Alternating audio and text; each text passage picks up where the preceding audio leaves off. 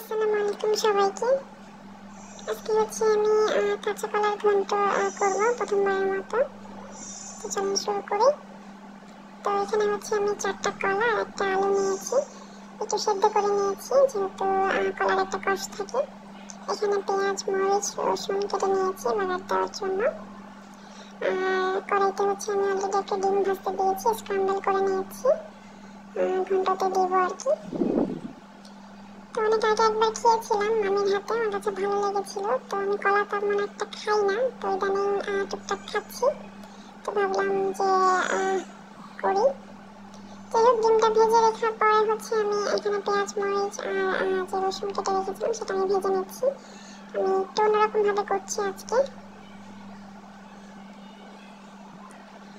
কে কে খেয়েছেন বা খান জানাতে পারেন, আর আমার ভিডিওটা কেমন লাগলো সেটাও জানাবেন। তো একটু লাল হয়ে আসলে আমি এখানে হচ্ছে যে সেদ্ধ করে রেখেছিলাম সেটা একটু ভেঙে ভেঙে আমি দিয়ে দিলাম।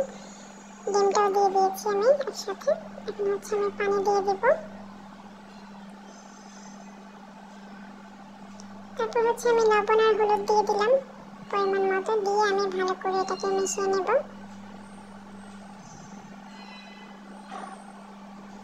এখন হচ্ছে আমার শুধু বলক তুলে নেওয়ার পালা। ভালো করে একটু বলক উঠে নিতে হবে আর কি, একটু যেন ঘন হয়ে আসে। দেখতে পাচ্ছেন আমার হয়ে গেছে প্রায়। আপনি চাইলে পর্যায়ে ধনে পাতা দিতে পারেন।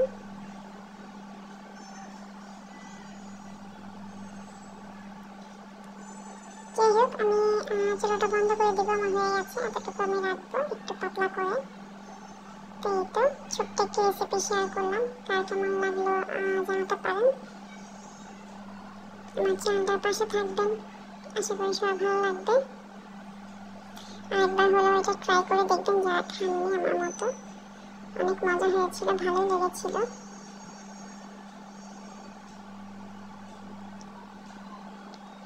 এই তো হয়ে গেছে।